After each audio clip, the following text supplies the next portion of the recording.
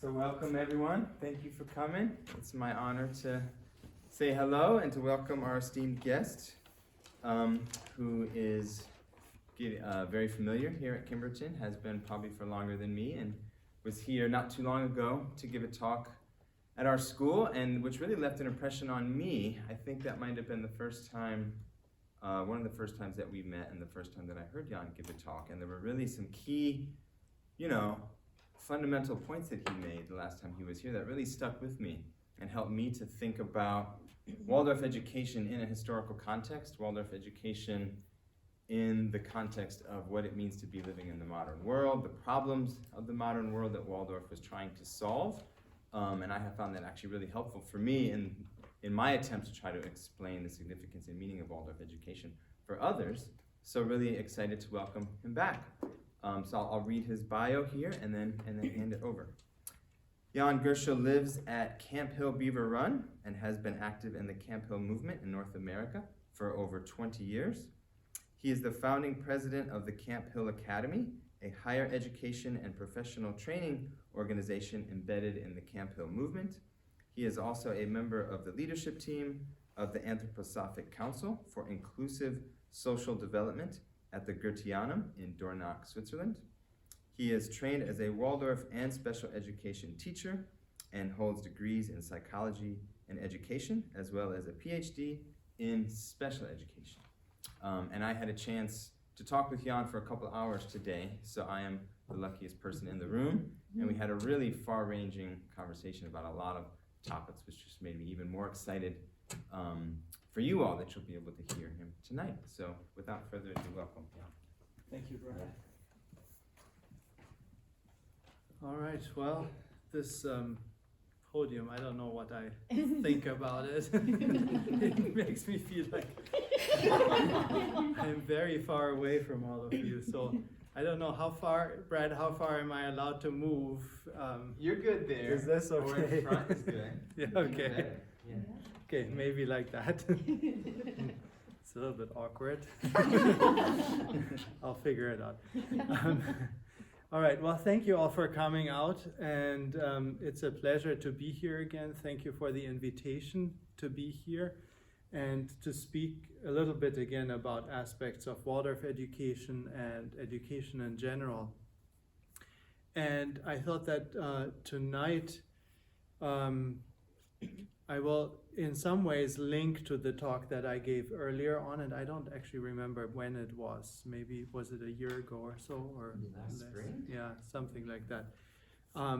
Some of you maybe were there, some of you not. It doesn't really matter because it will connect, but will also be standalone. So I'm not expecting you to remember things from last spring.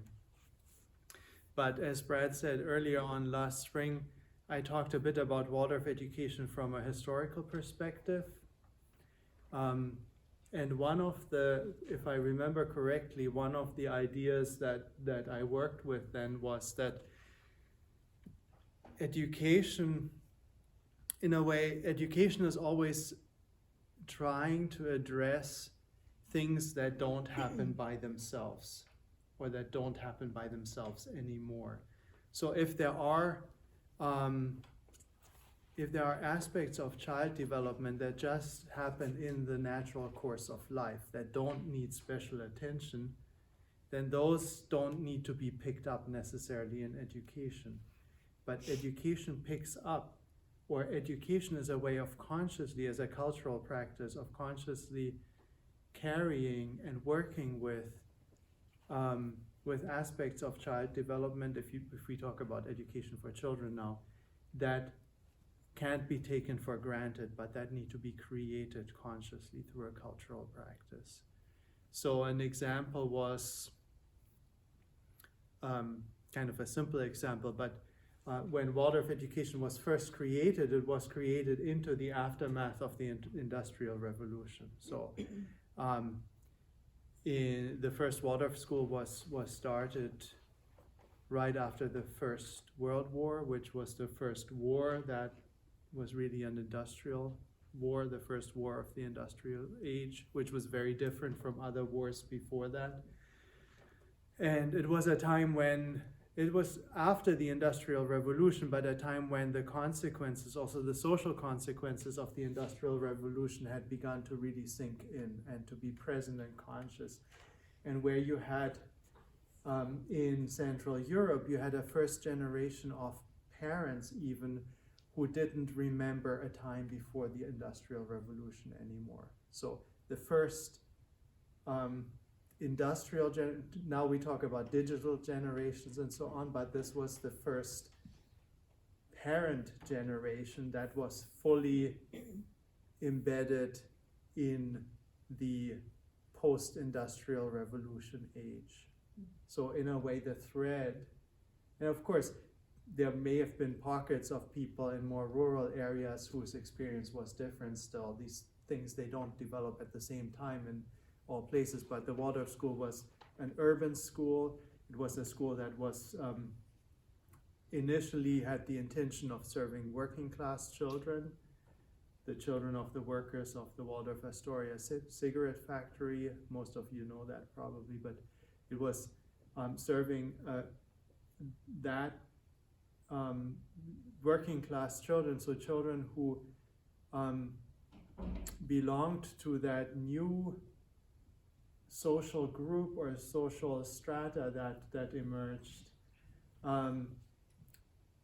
in the course of the Industrial Revolution, and that was always at risk of marginalization, at risk of falling out of society, being part of society, but always in a fragile position and with often little access to education. So it was addressing a new kind of vulnerability that had arisen through the process of modernization and industrialization, a new phenomenon. So it was a new kind of disconnect that arose, and a new vulnerability, a new kind of fragile situation for children in particular also, that had arisen as a consequence of social developments, social and technological progress, but also all the negative consequences that come with that. So without evaluating whether it was a mistake to have the Industrial Revolution or not, that's not the point. That is what happened, and there were things that happened as a consequence, and new needs that arose. In a way, you could say that needed a kind of healing approach, because a new wound was created, or new disconnects or new points of vulnerability and fragility for children, for children's life, and for society in general. But this is kind of then saying, well, what is needed from education as a cultural practice in order to address these fracture lines that are opening up with the step that we are taking now as a society. And then we asked a bit, one of those things was, in industrial society, if you compare industrial society to an agrarian society where most people grow up on farms, or at least very close to farms, and most family members of most people are farmers, even if your parents aren't, their siblings usually are, or their aunts and uncles are. So if you're growing up in a kind of a pre-industrial agrarian society, if you are going to receive a formal education, you probably don't need a farming main lesson block in 3rd grade. Why do you need a farming main lesson block in 3rd grade? You need it because there are important experiences, developmentally important experiences in that activity that you are not getting anymore in the normal course of life. If every day when you get home from school you're helping on the farm, you don't need to do that in school.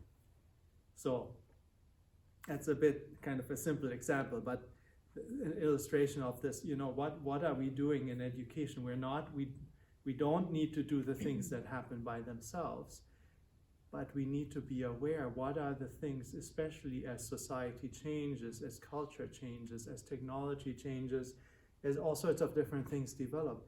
What are the experiences that we need to consciously and deliberately create in order to invite children into our society, into our world, into our context, so that they can arrive here and become part of the world as it is, and find themselves and eventually become co-creators of that. Discover a sense of agency, discover a sense of purpose and meaning in the world, however difficult the world is, and kind of find themselves with a confidence to say, yes, we're here together, and we can do something with this world as we find it, with all its challenges and difficulties and all its beauty and possibilities and all of that.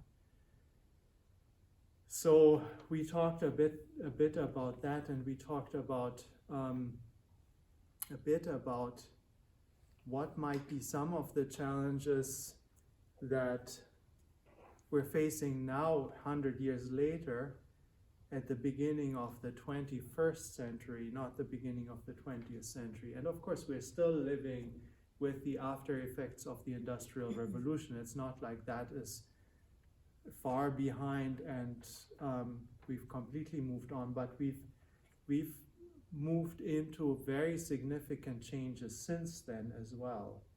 So, and of course, some of the particulars of how the industrialization shaped society have transformed.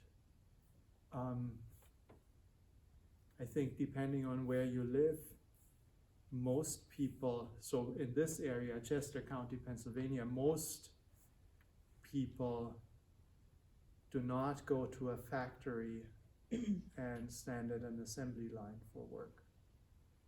Most people do not, this classic factory with the smokestacks and, whatever, however you imagine that, those buildings, they are brew pubs now, and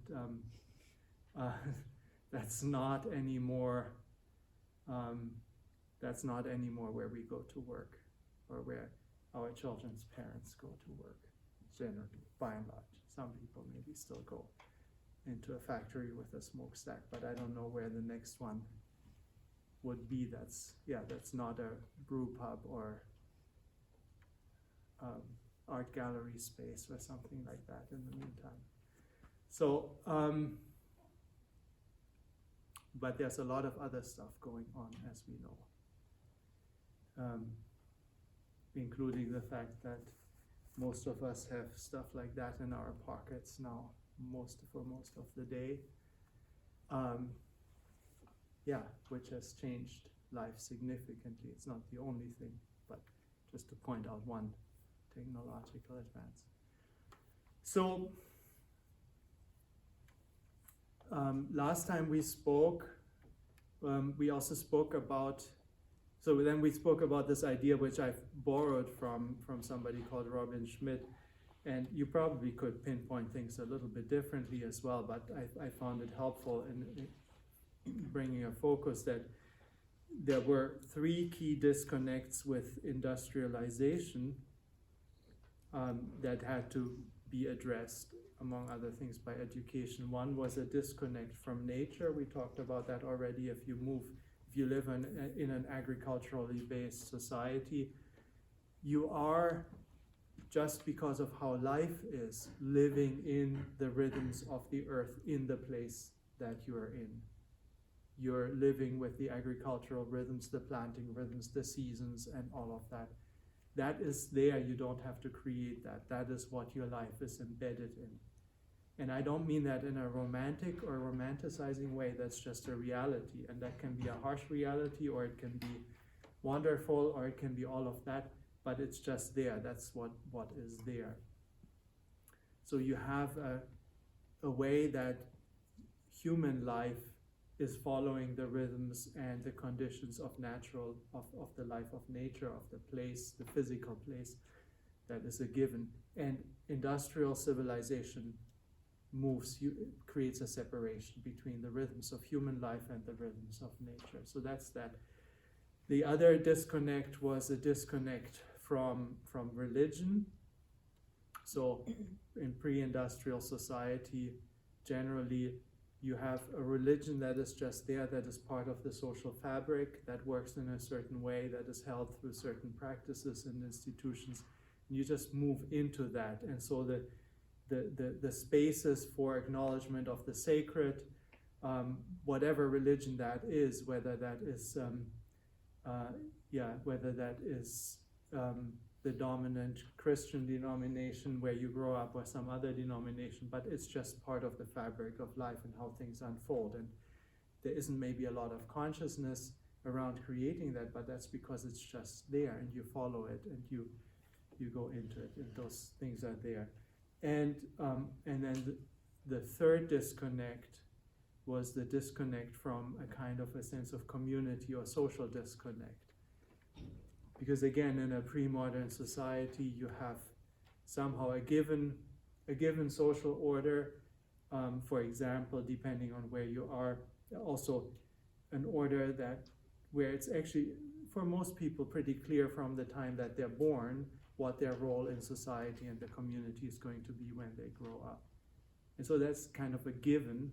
That doesn't mean that that's great. Again, this is not a value judgment, and it's not to say it would be better if that was still the case. But you take that apart, and then initially you stand there with the question, well, so now if I don't become a blacksmith because my father was a blacksmith, what happens now?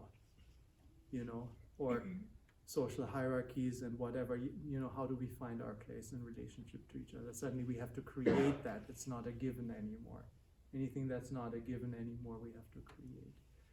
And so Waldorf education came into that to address, through the curriculum, some of these questions. How do we build the capacity? How do we have an education that builds a capacity to consciously connect with and create these relationships in a new way that were once given but are not given anymore? Not by going backwards, but by becoming, instead of just entering into them and as givens, by co-creating those.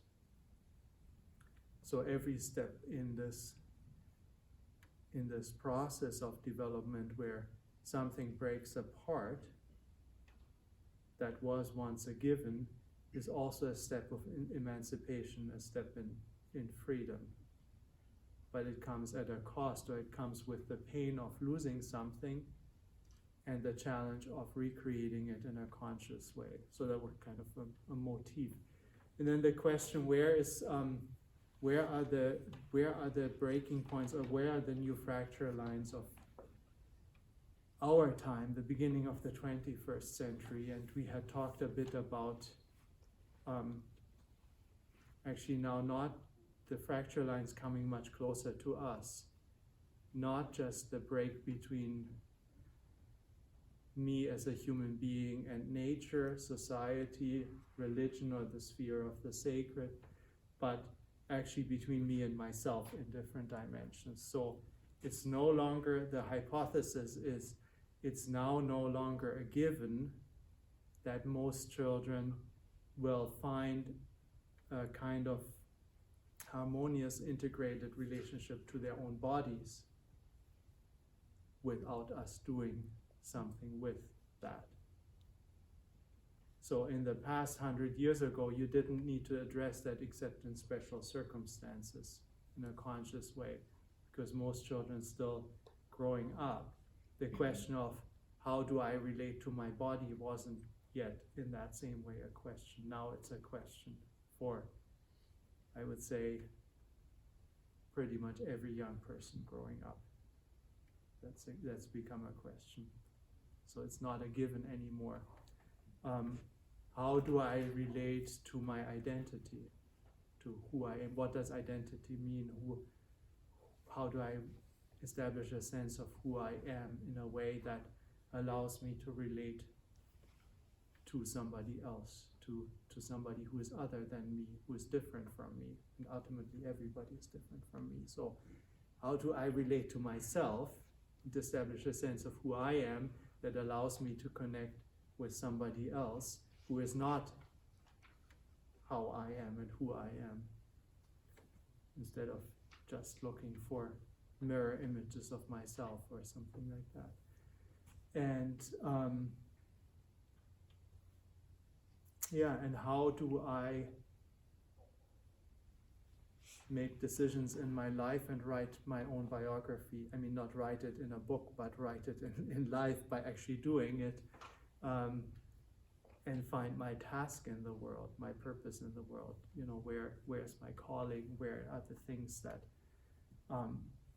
that are also the risks that I take in the world that are irreversible, but that create my life story.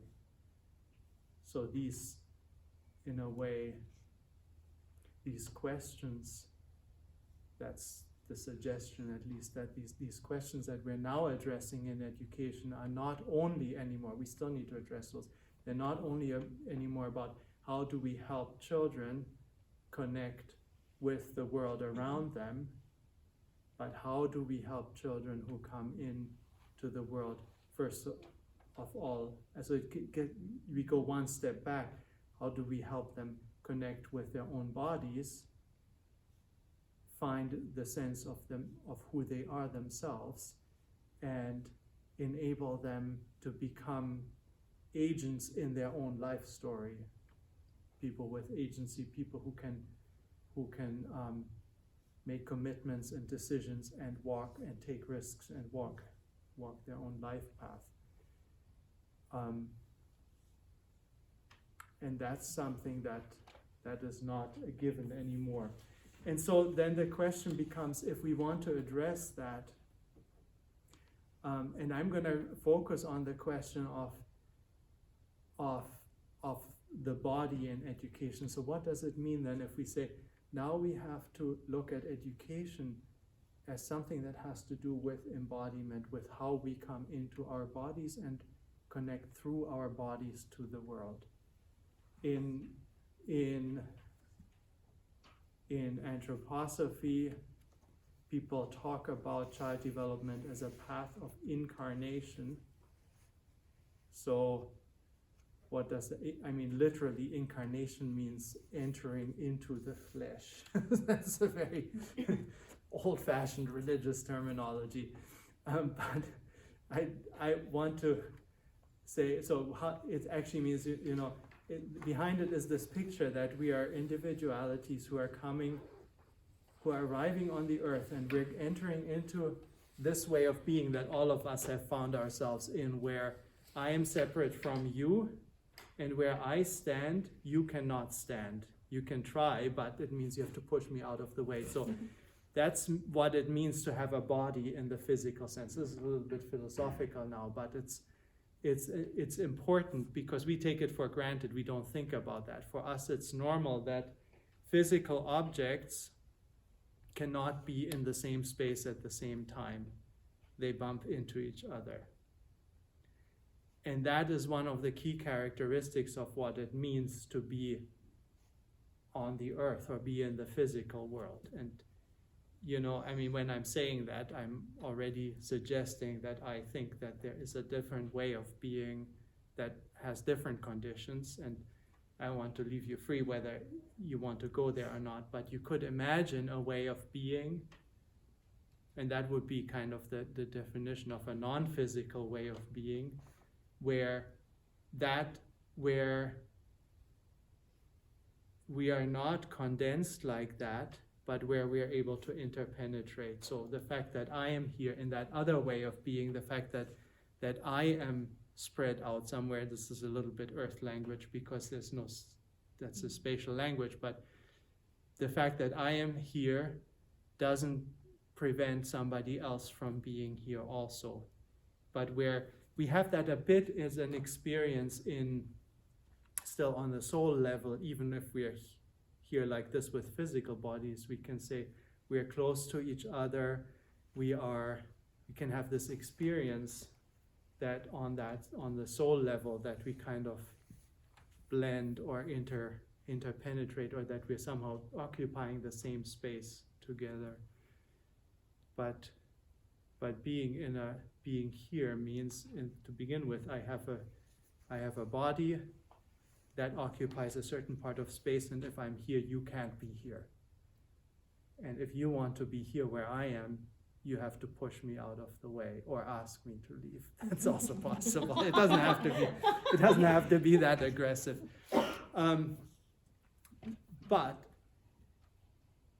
what we want to do is to make it possible for children to establish this sense that where they are, that where I am, and that is my space, and those are my boundaries, I am here. But also to not only get stuck in that, but to actually come through that experience of being a separate being that occupies a separate space, and saying, through that, I can connect again with you, with the world, with what is out there. So actually, child development is not just a path of incarnation, but of through-carnation, because we want to go through our body and connect with the world as a world around us. Okay, I hope that wasn't too philosophical as an excursion, but I want to create this picture of child development as a process of helping children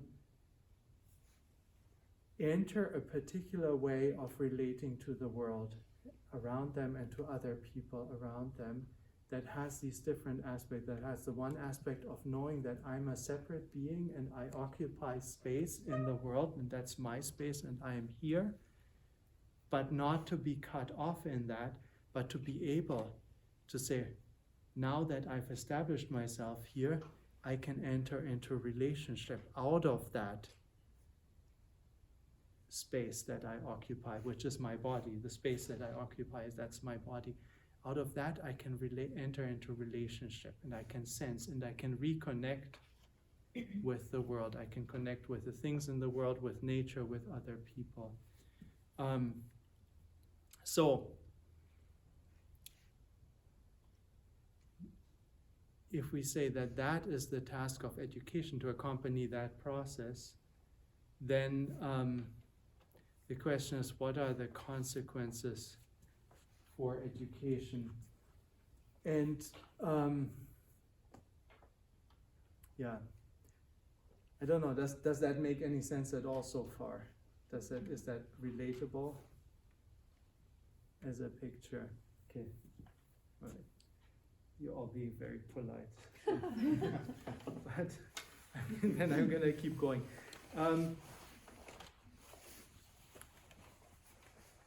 So, in a way, from this point of view, you could say, in an earlier time, Waldorf education was focusing on the second step in this process. It was focusing on, it was leaving alone, more or less, not completely. That was already had practices that helped this process, but it was not as directly needing to address the question of how children come into their bodies and establish a relationship to their bodies, but more than what happens then, how do I help create the connection to the world and the different things in the world? Especially as you go into the grade school and the higher grades. In early childhood, maybe always there was some kind of emphasis on also finding myself in my body, but then it goes into the farming main lesson and the history lessons and the stories and so on, and connecting to what is there in the world. And my suggestion, or what I want to put out there as a thought, is that actually this question of how we all together find our way into our bodies and how our bodies become an instrument of perception and an instrument of relating to the world is coming much more to the foreground now. And I want to share some pictures from the first 3 years of child development, because even though those first 3 years are not usually what schools deal with, That's usually, well, nowadays more and more, some people have that expertise. So that's again a sign, there are things that are coming into the realm of formal education because of how society is developing and various different factors that didn't used to be part of formal education. And that is also, that has a rightness to it.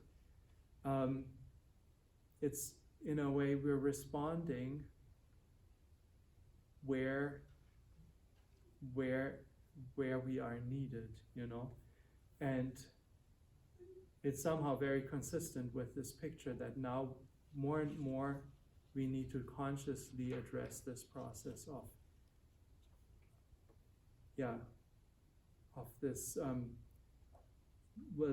this process of the body becoming an instrument, a resonant instrument, or an instrument of perception and interaction with the world, through which I can enter into relationship with the world, and that starts very early in childhood. And there are some archetypal processes that happen in the first 3 years that create certain patterns that we can learn from, that actually within the first, when we understand the developmental processes of the first 3 years, and there's somebody here who is who is in those processes and practicing that, but if we understand those developmental processes of the first 3 years, we can find in them patterns that actually are kind of archetypal and that can give guiding pictures for educational processes throughout actually all of life, of course in a different way. And so I want to create a broad brushstrokes picture of these first 3 years, and then talk a little bit about what is in that picture that actually can be useful for us to understand as a process, even if we're teaching high school students, or even if we're looking at our own self-education as adults.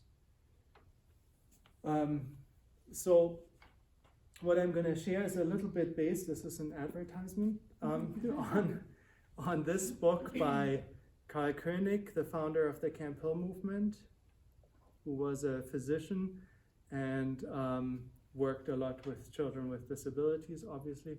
Founder of the Camp Hill movement. And this book is called The First 3 Years of the Child.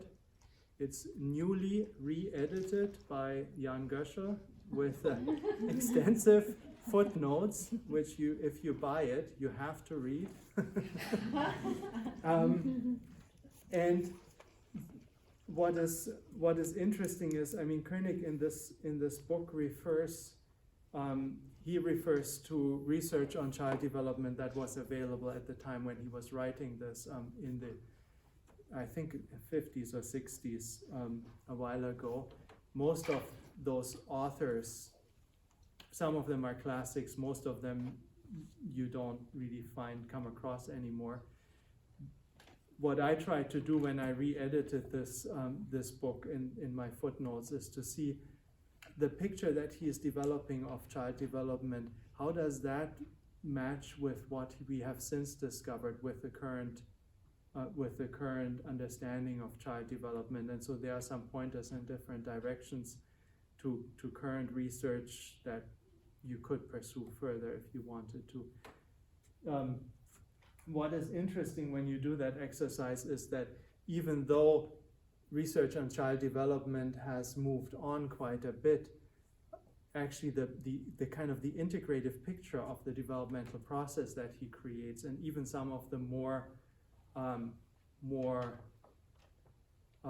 far-reaching suggestions that he makes are actually stronger supported now than they were at his time by the research that we have now. There are some details where he didn't get it quite right, but the overall picture has much more support now from current research than it did at his time. So he was sensing there was a picture emerging that wasn't quite there yet, but that we're closer to now. So walking, speaking, and thinking, those are the key steps that he talks about. And that in a certain way, and knowing that there's a lot of individual variation, but we're talking about kind of an archetypal picture. He talks about the first year of life being one that is really dedicated to the whole development of and integration of movement that culminates in the ability to stand upright and to walk independently.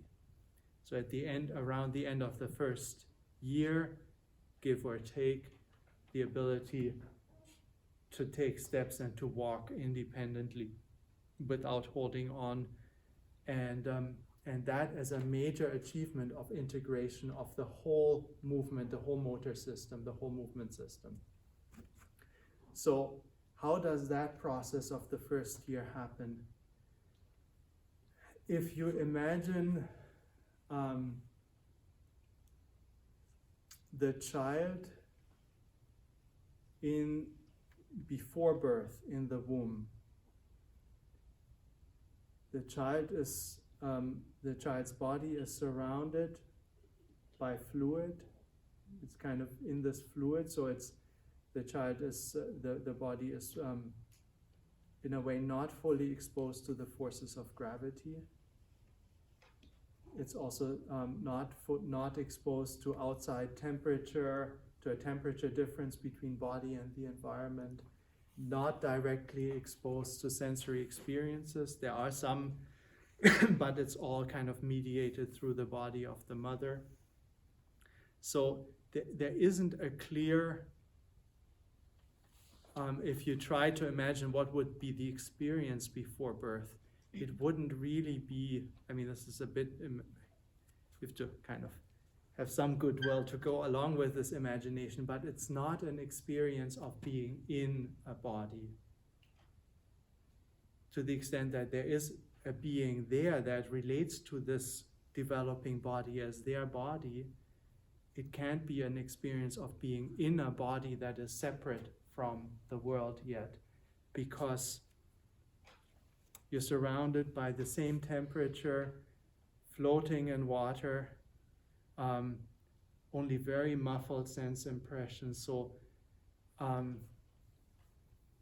only way I can imagine it is as a very peripheral experience. And then what happens with the birth process is the water goes, and suddenly there's gravity. And then that already changes the experience fundamentally. So suddenly you're exposed to gravity. That's it. No more floating. Damn it. Now the whole problem starts. And then there is this squeeze experience. And for the first time, you experience the boundaries of your body coming up against an outside world that is not your body. So the whole, and we know that neurologically this is a very important experience. The whole all the boundaries of your body from the, if you're born the normal direction, some people choose to do it different way around, but say the standard version is you start with your head, and yeah, some people say that those who choose to do that the other way around, they also do a lot of other things in life the other way around. But the standard experience is you start with the head, and everything, your whole sensory system all over the surface of your body is being activated for the first time, everywhere. And it starts with the head, and it goes from the head downwards. And for the first time, but in a very intense way, this experience of the boundaries of your body, okay, coming into gravity. And there you are. Now you're in gravity. You have nothing against gravity yet. That's it. But there you are. Completely different. The temperature around you is different than your own body. What is this all about? this is where the experience begins, that I am where my body is. My experience from this floating, being around, and yes, there's this body that belongs to me that is growing, but I'm kind of here and there, and suddenly I'm brought to this.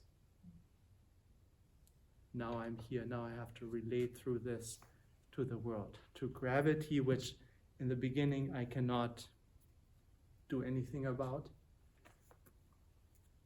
I can't even really control what this body is doing yet, but I have experiences through it. There's digestive processes that can be difficult. All sorts of things unfold.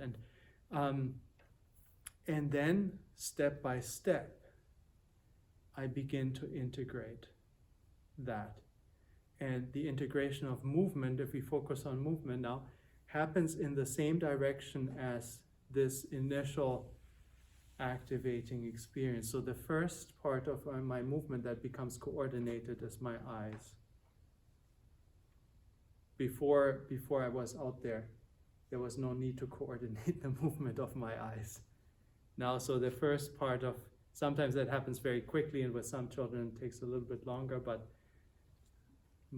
the first kind of motor coordination is the coordination of my eyes, except for, also the movement of breathing, of course, we forgot that.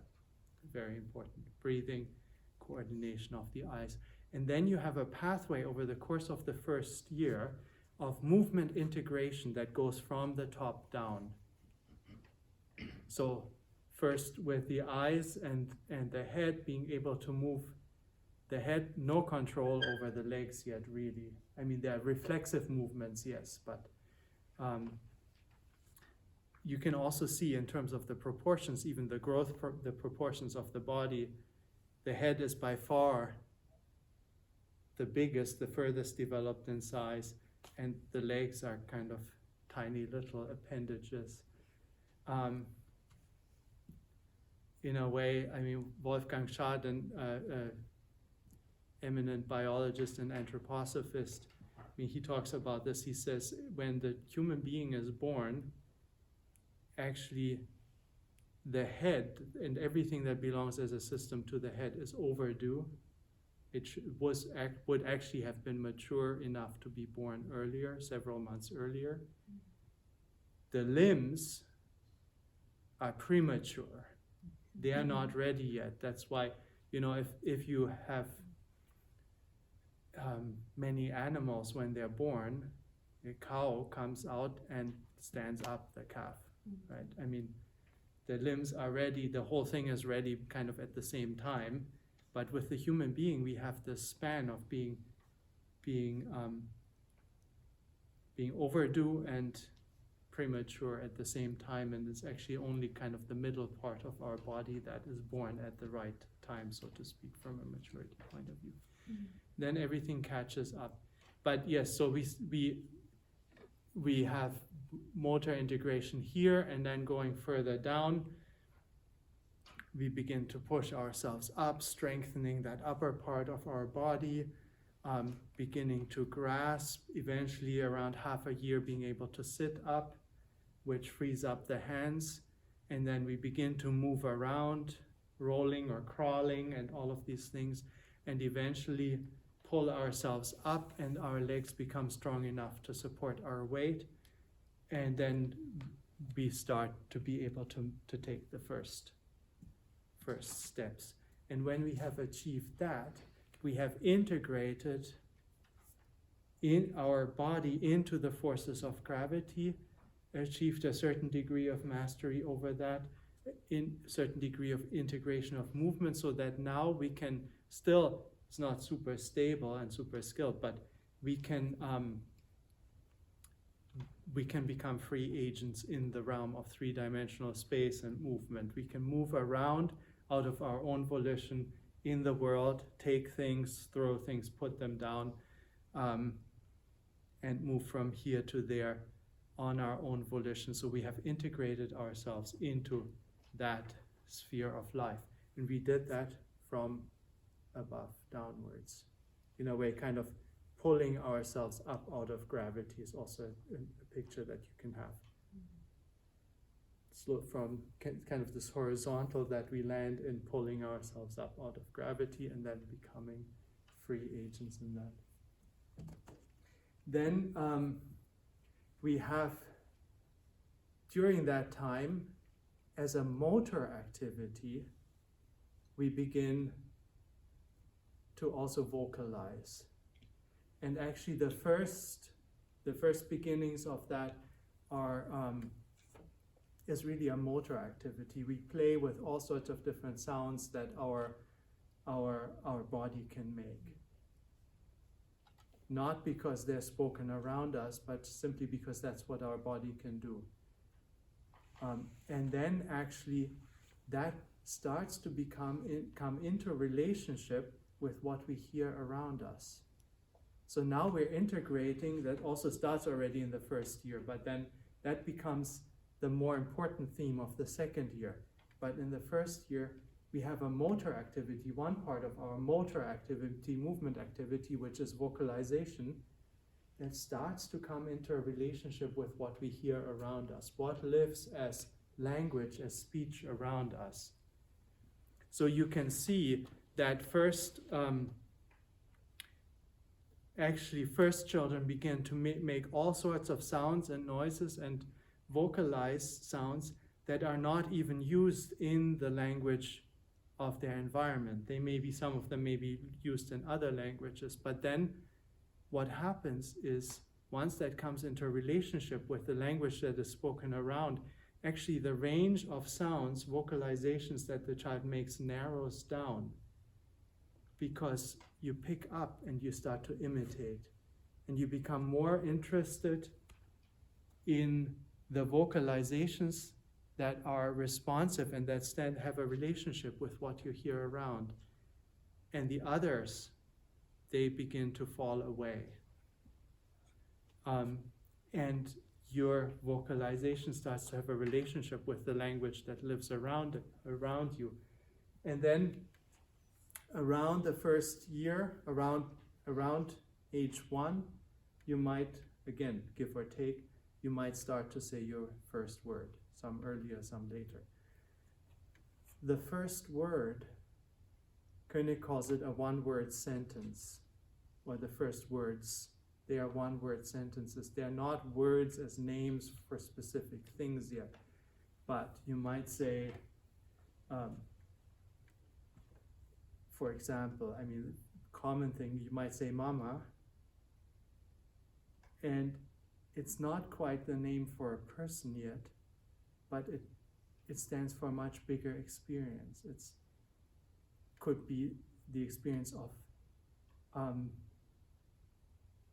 I feel good and I feel well when I am with you here. The child doesn't think it like that, but it's not naming a particular person yet, but it's speaking to an experience. And then eventually words kind of contract their meaning and become names for people and names for objects and nouns. And once that happens, then very quickly the vocabulary increases. There are more and more names, more and more nouns, and then verbs come into it, and adjectives and other things. And by the end of the second year, by year 2, you begin to be able in a different way kind of to have a conversation with simple sentences, and then your ability to talk and have a conversation starts to increase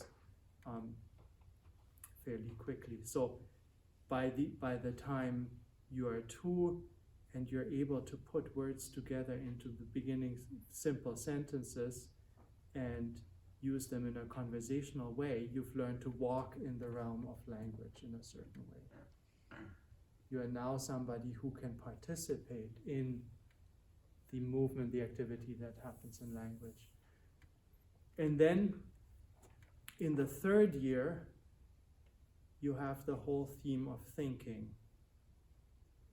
And where does thinking come from?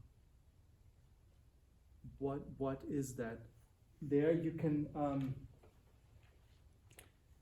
see what leads up to that. That thinking actually arises out of the two steps that happened before. It arises out of movement and out of language. So those are precursors to thinking. And so you can see, and then there's also memory that still comes into that. But let me first talk about the other two elements. So there are a few different things that converge in what becomes thinking. One is that movement becomes internalized. So you can see examples of children trying to figure out some kind of physical puzzle or physical problem.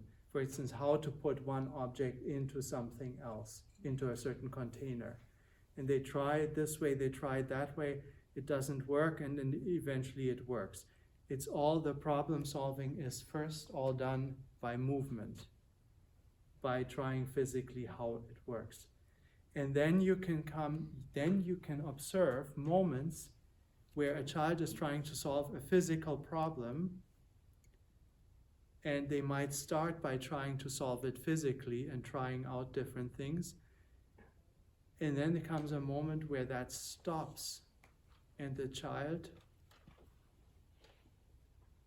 is quiet, and maybe there's still a little bit of movement that is indicating something, but most of the movement is now happening internally.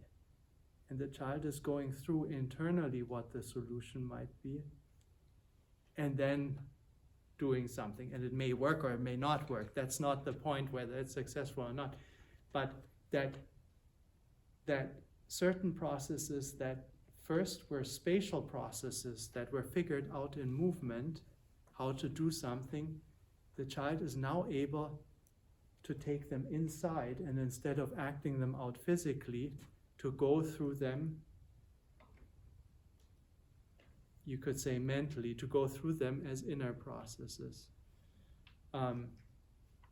So you can see that the origins of thinking, from that point of view, you can say thinking, in the first place, is a movement that is no longer outwardly expressed. It's the same as movement, except that it's no longer outwardly expressed through the limbs,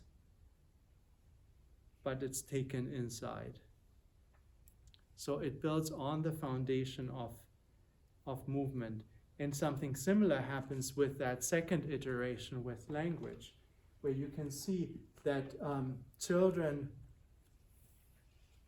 might figure out something in conversation, then they talk themselves through something. You might see a child trying to work through something, and instead of talking with you, they just talk it through.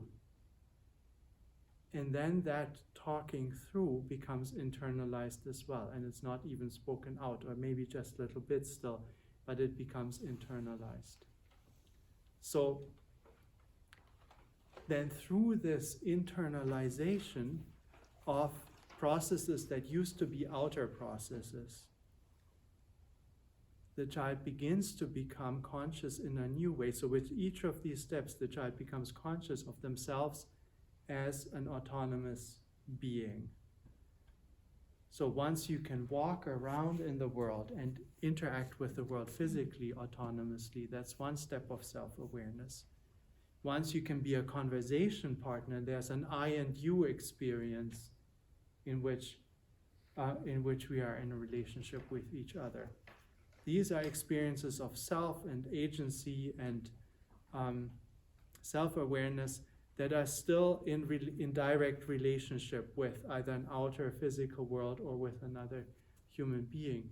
Once these processes become inner processes, I have the possibility to notice, oh, I am really a being unto myself, a world unto myself. There's a first experience of a completely inner world that is separate from what is outside, that I can recreate within myself. And within that, for the first time, it makes sense that I say I to myself. So out of that experience of bringing movement and bringing speech and language inside and creating an inner world of experience that is fully my world, that possibility then comes of saying I in a way that is meaningful to myself. So this word I is kind of, it's a strange word, because I have to achieve, I cannot use it correctly by imitation. Other things I can learn from imitation. Saying I to myself, I can only do, I can imitate others, but saying I to myself and meaning it, I can only do if there's a shift in consciousness. It requires a consciousness that I can only discover in myself. And then only when I discover that, I know why you say I to yourself and what you mean, because now I can say, this is not consciously talked out, it's a feeling, it's a sense for it. But now I can say, oh, that's what you say when you say I to yourself. I am an I. And so I discover myself and where I am and who I am in this way. But then that is still fragile. So 2.5 or so, that's still fragile. So we discover that, but then we have to defend that fiercely sometimes. So, because when I can say I to myself, I can also say no to you. And so this kind of phase of defiance that then often has to do with the fragility of this new experience and having to kind of assert that again and kind of entering into resistance with the world. So this is kind of a pathway through the first 3 years, and I think when we step back from that and say, well, what is it? What are some of the signatures of this pathway, this developmental pathway? One is that there is a progression from walking to speaking to thinking. So if we kind of say, well, this means a certain thing in the first 3 years, but what is the process here? It's that they build on each other. Those are not separate developmental achievements, but they build on each other. And the integration of movement lays the foundation for the speaking, for the communication, which is also the entering into relationship as the relationship is there before, but as somebody with agency who can interact, as somebody who can walk in the social space, so to speak, beginning to become somebody who moves in the conversational space. That's built on the integration of movement. And the ability to think, to have inner processes and be an agent in that, to move in that inner space, to walk in, so to speak, to walk upright in the inner space that I create for myself. That is built on the other two. And so this pathway is the archetype for anything that we could call action learning or experiential learning. It's a pathway that starts by actually physically interacting with something and having experiences that involve movement, that involve your body, that involve doing something and meeting the world, meeting sensory experiences, being engaged with something that might fail and so on. But by this, that starts in the realm of doing something. And then on that you build by bringing the experiences that you have from doing or trying to do something into a conversation, into a space with others where you can reflect on that. And through the reflection with others, through the conversation about the experiences with others, that you bring it into a social, into a shared space, you can discover things about it, you can raise things, you can kind of bring the gold up from the ground. you can raise things out of the immediate experience of doing, which often stays kind of half conscious or half grasped, by talking about what was that like, what did we discover, did we find out. You can begin to have aha moments and discover what that actually was that you were trying to do and what you were meeting in the world through that. So you bring it into the space between people, into this space, and then out of that the understanding comes and the finding of meaning and the okay, now I've integrated something, now I've got it, now I can also think it, I can understand it. So this pathway from doing, so walking, speaking, thinking. So you can think of that with all different age groups, like what does it mean to teach out of walking, speaking, thinking in high school?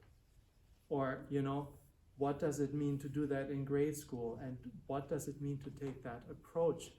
And that's a key thing, and it's important not only, you could say it's important on the one hand because it's a good way of learning and because it's a good way of arriving at understanding. That's the one side of it. The other side of it is that it's also an approach that actually, because it starts with doing things, it's actually an approach that supports maturation on all levels, from the physical, neurological, to the social, emotional, to the cognitive. So it's a truly developmental approach, and it picks up kind of this pattern, starting with doing, talking, and then discovering, understanding, thinking. And there are new steps of integration that happen on all different levels in that process.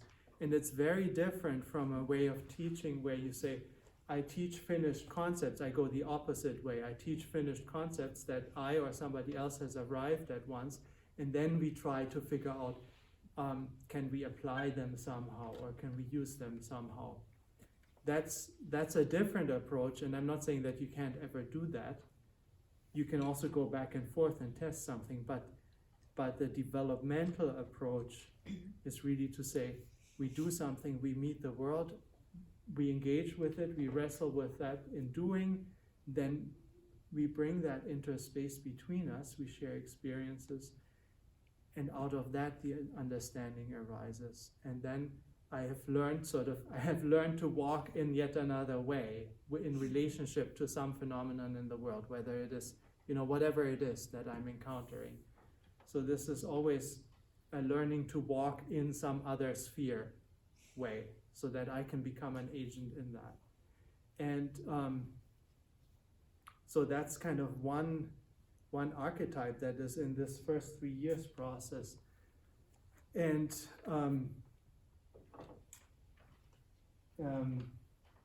another archetype that is in there has to do with in this process what happens in this process between me and the world. How does my relationship to the world change? On what role does my body play in that, or my embodiedness play in that? Because every time that I go through that process in whatever sphere, because I start with the doing, with meeting something that I haven't mastered yet, meeting some aspect of reality that I haven't mastered yet. I encounter it, I have a similar experience on other levels also, as the child in the first year who, we didn't talk about that part, but in the process of learning to walk, there are a lot of bumps and bruises and knocks and so on. There is a meeting with that aspect of the world that I'm trying to connect with as an autonomous being eventually, that I'm trying to find my relationship with through my body as an instrument that can sense that sphere of the world, and through which I can also be part of that sphere of the world, whether that's gravity, space, or other things then later in life. So I'm bumping up against it. And in every bumping up against something, I have an experience of meeting a reality that is not me, and at the same time experiencing myself as a separate being. And this question of, can I learn what happens when I meet something that is not me, and I meet myself as separate, and then build a relationship to that? Can I experience that in many different ways? So I do that,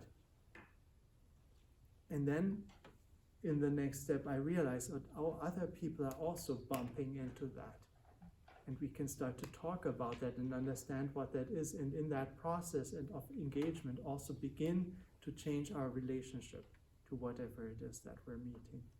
And eventually it becomes conscious, and that thing that I was meeting, that at first I was struggling with, becomes meaningful. I can talk about it, I can think it, I can understand it, and it begins to be something that has meaning. And in the same process, I get to know myself in a different way, or sense myself in a different way. My picture of myself, my experience of myself, I should say, becomes more complete, more round, more secure, more grounded, and more anchored and confident. So I have more ground to stand on, and out of that I can relate to something else in the world. So my sense of identity, my sense of who I am, is building out of this process of encountering, of kind of working with that and integrating an experience of something in the world that initially is always a confrontation.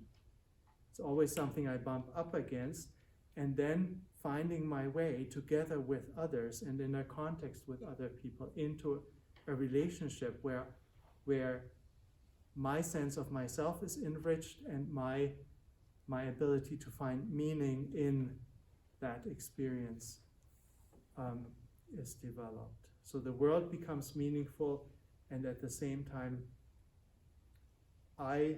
my sense of myself as somebody in the world who has agency and who can move and walk, so to speak, independently in the world, is strengthened. And so then as we go through these spheres, there's of course the physical aspects of the world, but also then the social life and cultural life and all of these things that we grow into as we move further. You have to kind of then translate it or transpose this pattern into other spheres of life. But how can you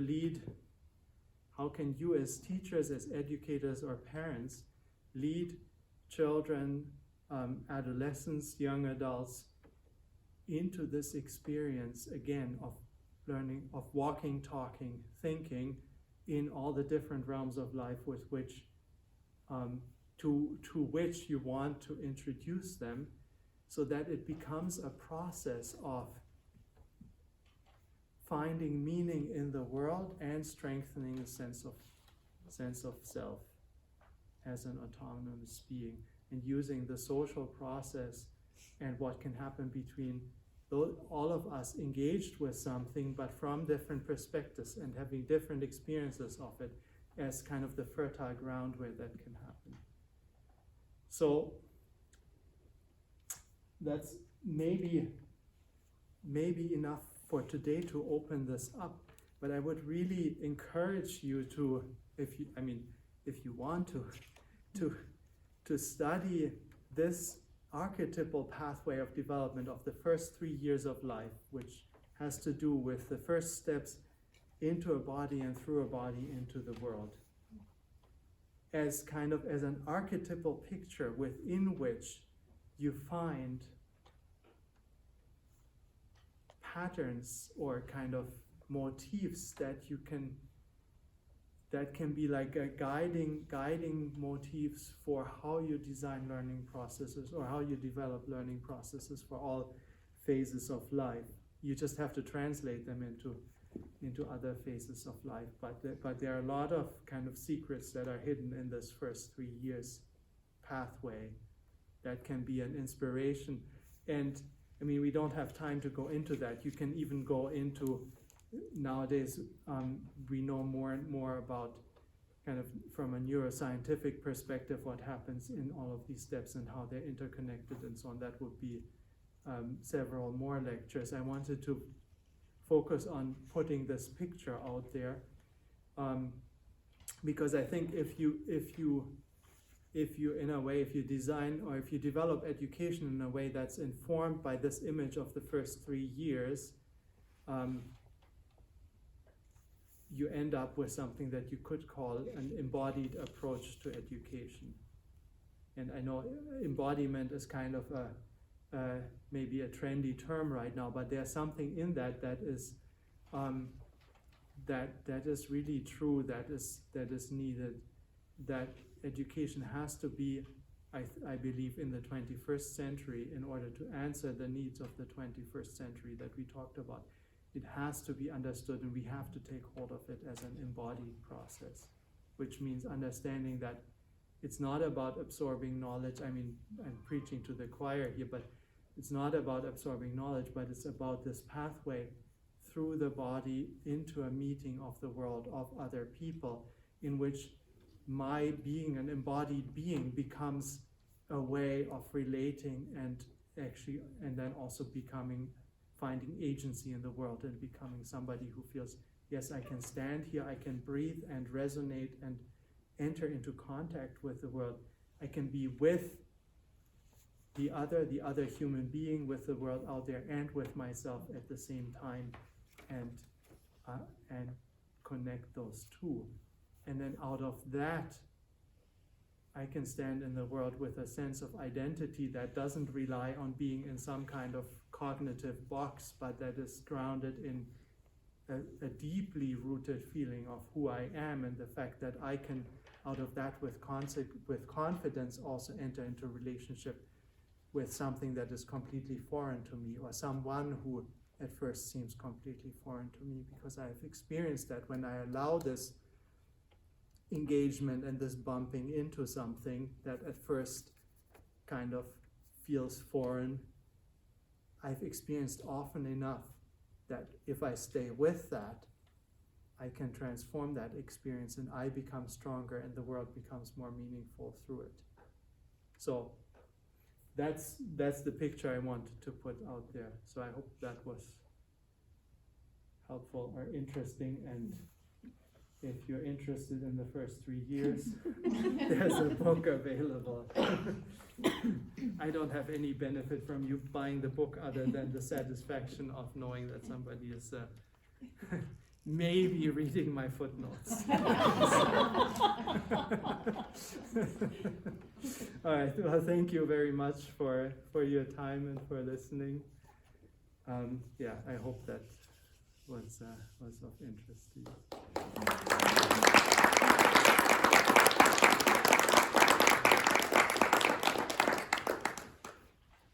But I have a question. You do? Okay. I don't quite know how to ask it, but is when you're thinking about these 3 stages Mm-hmm. of growth and development,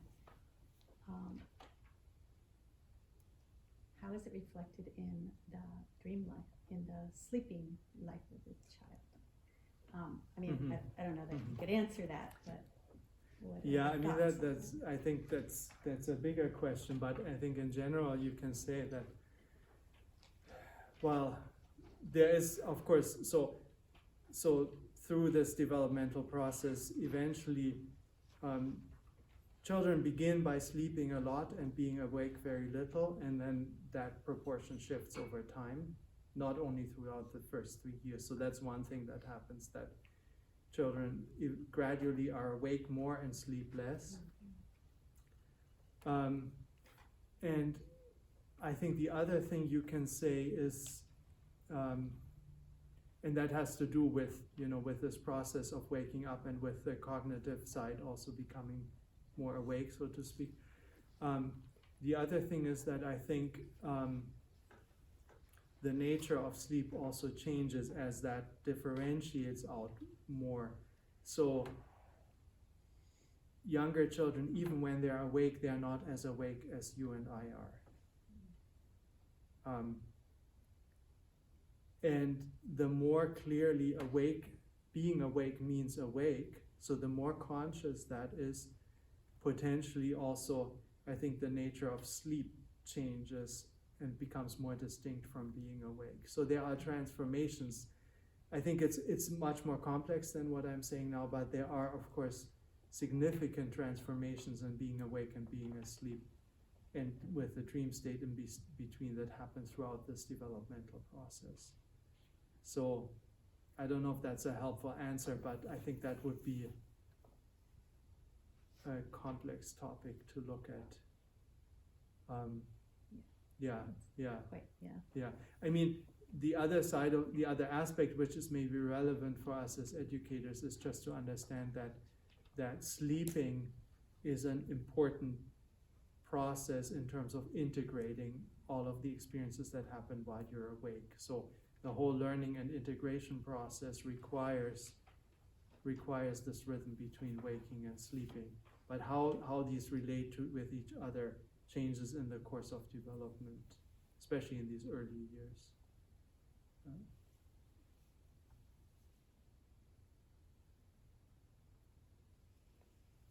All right, thank you. Thank you.